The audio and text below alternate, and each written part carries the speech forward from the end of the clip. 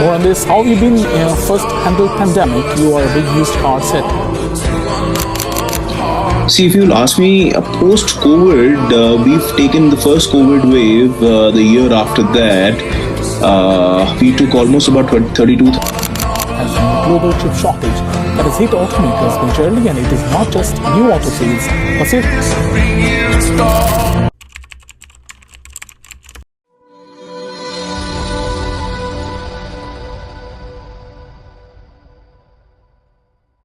As Malaysia's first national car project, Proton was established with a bold vision to drive economic growth and lay the foundation for a homegrown automotive industry. In 1985, the launch of the Proton saga marked more than just the company's entry into the market. It became a powerful symbol of national pride and technological ambition.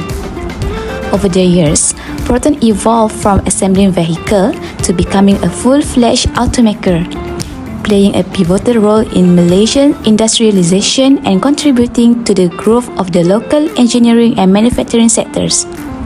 A major milestone came in 2017 with the strategic partnership between DRB Highcom and China's Zhejiang Geely Holding Group. This collaboration brought fresh capital, new technologies, and global expertise, enabling Proton to expand its international footprint and strengthen its capabilities. The alliance signaled a new era for Proton, one that balanced national legacy with global competitiveness, setting the stage for its transformation into a modern and dynamic automotive brand. First issues in Proton: ownership transition and cultural integration of Proton.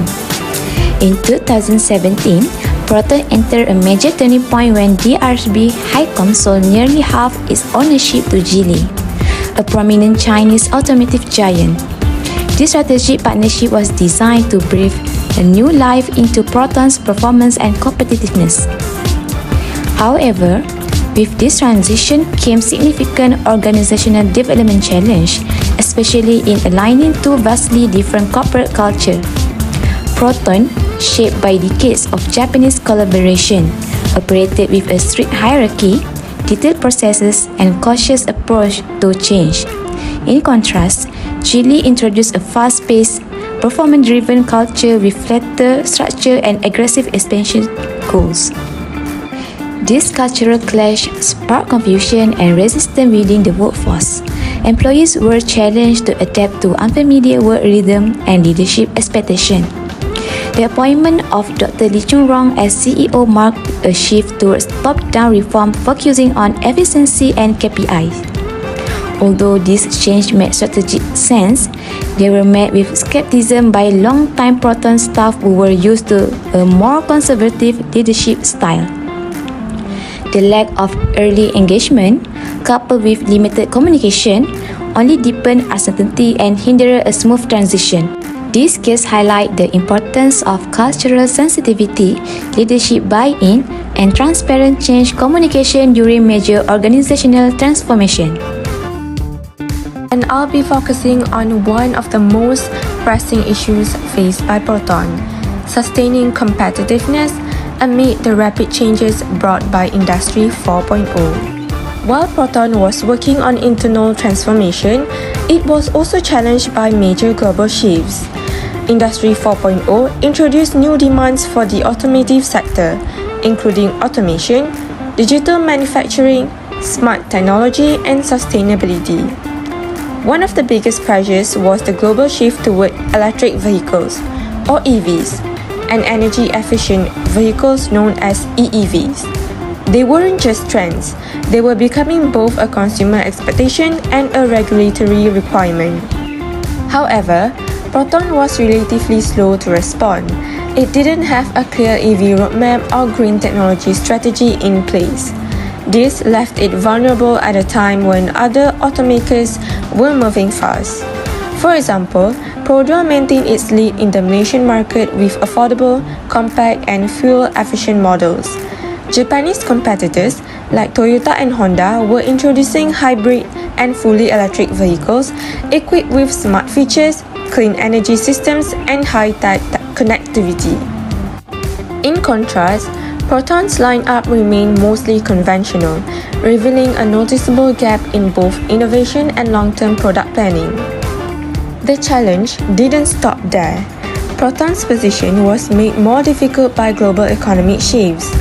Many countries were moving away from globalization toward economic nationalism, introducing stricter local production rules, higher tariffs, and tougher environmental regulations.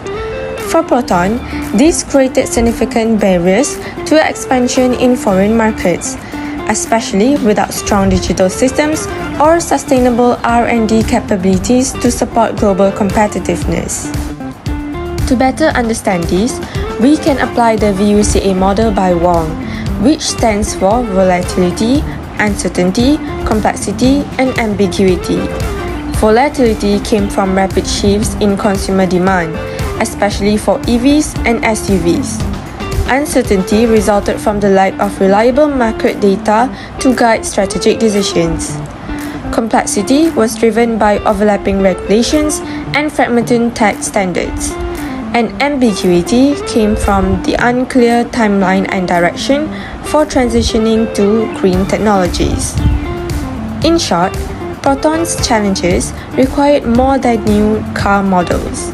The company needed bold investment in sustainability, innovation, and digital transformation. Without this, it risked falling behind in a global industry now driven by climate goals, technology integration, and smart mobility. To address post-pandemic organizational challenges, Proton implemented a multifaceted strategy. Dr. Lee Chun-rong, a CEO, led cultural integration and structural realignment, introducing cross-functional teams to address internal issues and the Tari framework to align employees with a shared vision and merge Proton's values with Geely's performance-driven culture. Proton focused on cost optimization by closing 12 warehouses, reducing its management fleet by over 500 cars, and cutting vendor costs by up to 33%, boosting resilience and cutting unnecessary expenses. To enhance customer experience, Proton upgraded 124 dealer outlets to 3S and 4S standards with financial support, improving service quality and strengthening its brand. The change agents included are Dr. Lee Chun-rong as the central figure, cross-functional teams embedding new practice, and the DOCA model, which drove incremental organizational-wide change through adaptive collaboration groups. Next is how Proton overcome Industry 4.0 and EV-related disruption. Proton's transformation under Geely's influence is driven by three core strategies. First, strategic partnerships and digital transformation.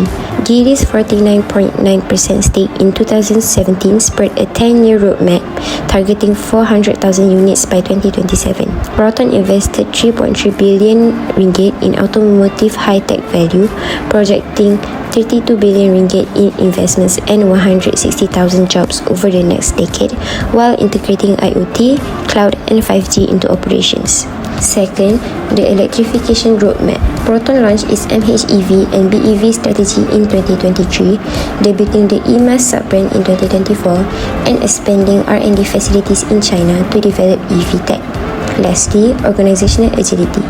Key leaders like Deputy CEO Ruslan Abdullah and Chairman Tan Sri Said Faisal Alba implemented agile decision-making, digital infrastructure upgrades, and smart manufacturing, enabling Proton to adapt to market shifts and regulatory demands. Together, these initiatives position Proton as a regional leader in next-gen automotive technology.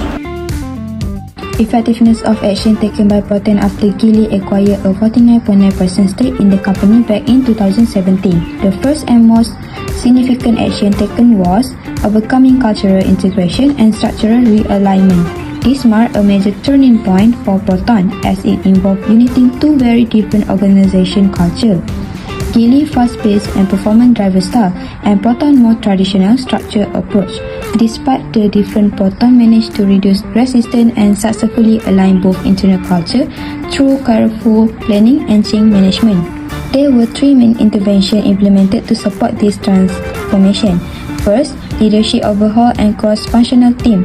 Dr. Lee Churong was appointed as a CEO, introducing a stronger performance-based culture and clear accountability.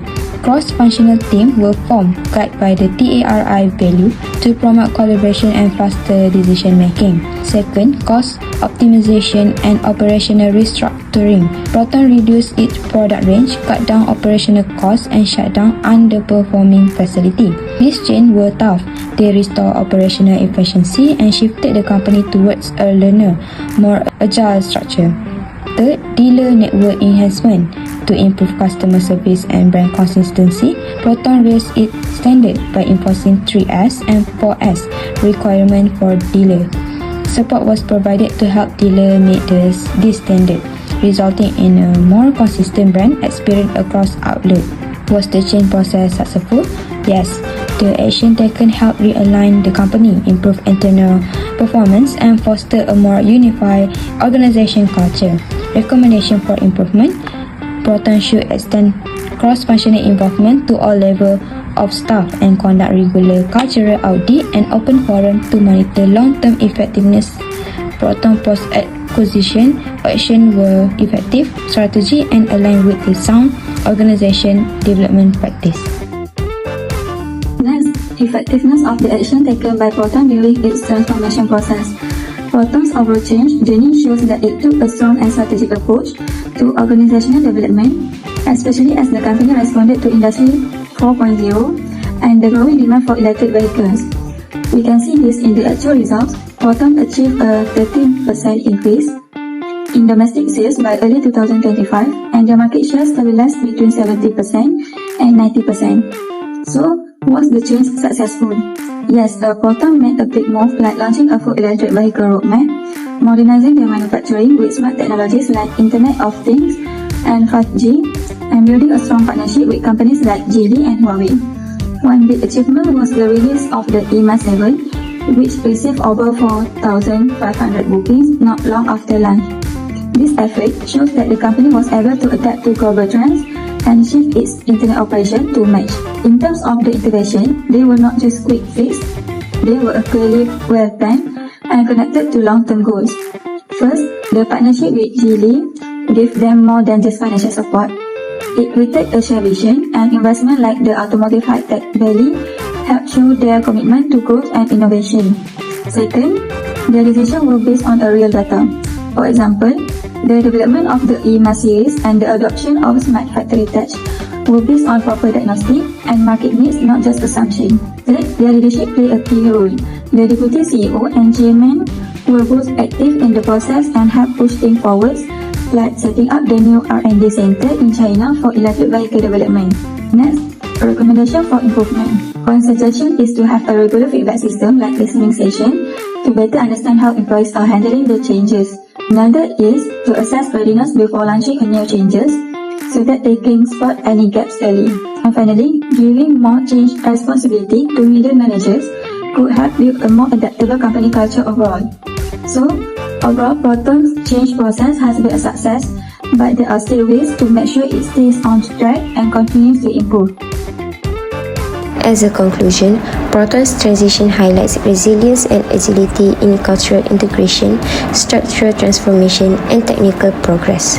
Following Geely's takeover, strategic leadership changes, cost optimizations, and the TARI framework fostered cultural cohesion and operational efficiency. Proton's proactive approach to disruptions caused by Industry 4.0, as well as the transition to electric vehicles through collaborations and electrification roadmap and digital manufacturing investments further demonstrated its forward-thinking strategy. Proton's growth in sales, market share, and product development reflects these successes.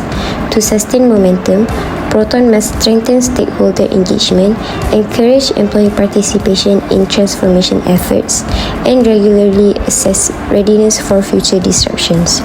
By leveraging feedback systems and empowering change agents, Proton can cement its position as a leader in the global automotive industry.